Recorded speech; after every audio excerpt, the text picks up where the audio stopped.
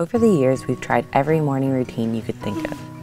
Early morning yoga, starting the day with a run, drinking a glass of fresh squeezed lemon water right after waking, oil pulling for 5 minutes with coconut oil, making celery juice, taking the time to write in our journals, working out with a simple strength training routine, visualizing our goals using the law of attraction, and a bunch of other crazy stuff, all hoping to create a habit that could make us feel present, grounded, and creative. But after all our experimentation, there's only one habit we've been able to stick with every single day that has also transformed our mental health, and that is meditation.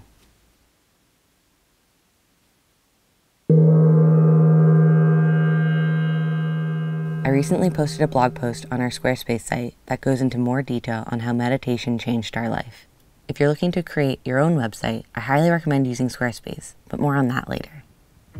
So we learned how to meditate from our friend Eddie Vero back in April of 2016 when we were still living in Berlin. And ever since then, we have meditated every morning for 20 minutes, and if we're lucky, every evening as well.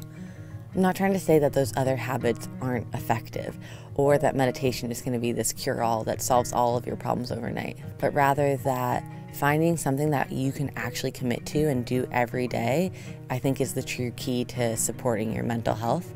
And for Lou and I, it was really important that the thing that we chose didn't require any equipment, didn't take up a lot of space, and meditation turned out to be the perfect thing for that because you just get so much reward for the effort you put in, and you can do it anywhere. We can do it in a tent, in a van, on an airplane, visiting family, and it's just this private space that we can cultivate for ourselves no matter where we are in the world. Let me make a graph to help explain this concept a bit. So on the one axis, we'll put effort, and on the other axis, let's put reward. Effort is a combination of things. It's how much money, time, willpower, or equipment a certain habit might require. Reward is simple. It's basically how much a certain habit or practice affects your health and happiness. So celery juice, for example, is incredibly healthy, but unfortunately, it takes a while to prepare and clean the juicer, and it's expensive. Lemon water has some of the same benefits, but it's much easier to make every day and doesn't require electricity. Yoga is somewhere in between, though of course, this is all totally subjective. Now, meditation takes willpower, at the beginning at least, to establish the habit, but it's free. You can do it anywhere for any amount of time, and the results are truly incredible.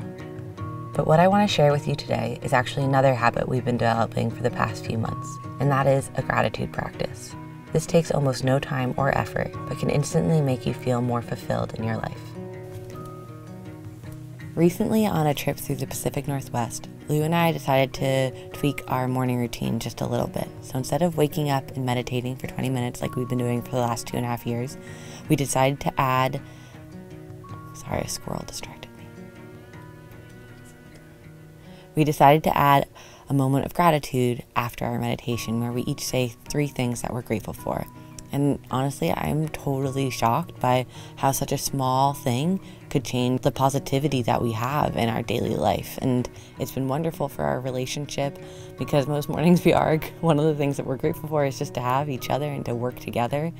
But yeah, I thought that today we could talk about the gratitude practice because I think when you think about it, like the chart that we showed, you really, for such little amount of effort, you get so much reward, and it can take less than a minute to think of 3 things that you're grateful for. So my 3 tips for creating a gratitude practice, which I know sounds very corny, but I'm just gonna go with it. So the first one is find a routine that works for you, whether that's you think of things that you're grateful for on your commute to work, or in the shower, or right when you get up. Having something that you do at the same time every day makes keeping a habit much simpler. My second tip would be to pick 3 things each day.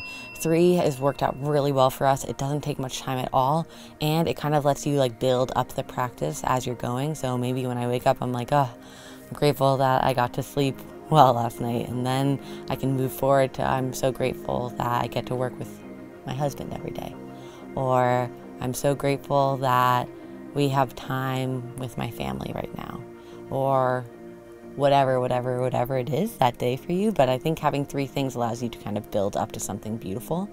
And my last tip, my third tip, would be have some gratitudes that you just keep in the back of your mind that are always available. So when you have a bad day, you can figure out what you're grateful for, you know. Let's say you wake up and everything is bad and you're late and you're stressed and who knows what other things are going wrong in your life. It's important to be able to say, like, I'm grateful that I'm alive. I am grateful that there's air I can breathe. You know, the simple things actually bring you the most pleasure, and I think that sometimes those simple things are, even on my best days, what I'm most grateful for. One of the moments that immediately taught us about gratitude was coming back to the States after spending some time living in our van. Life in Odie is truly wonderful, and I'm so happy we decided to live this alternative way.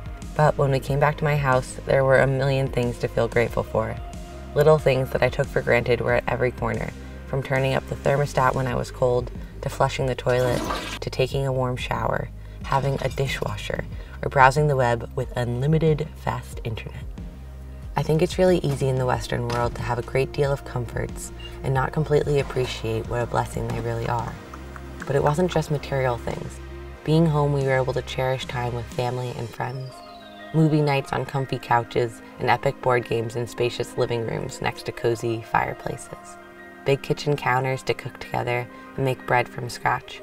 Early morning expeditions to the beach with new four-legged friends.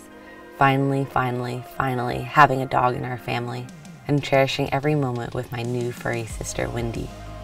I'm eternally grateful for safe passage as we traverse through all that Mother Nature throws our way as we live out our lives on the road.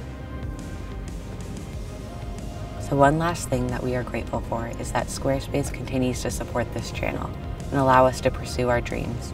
And that is because a lot of you have actually started building your own websites using our offer code. So thank you, because we couldn't be where we are today without your love.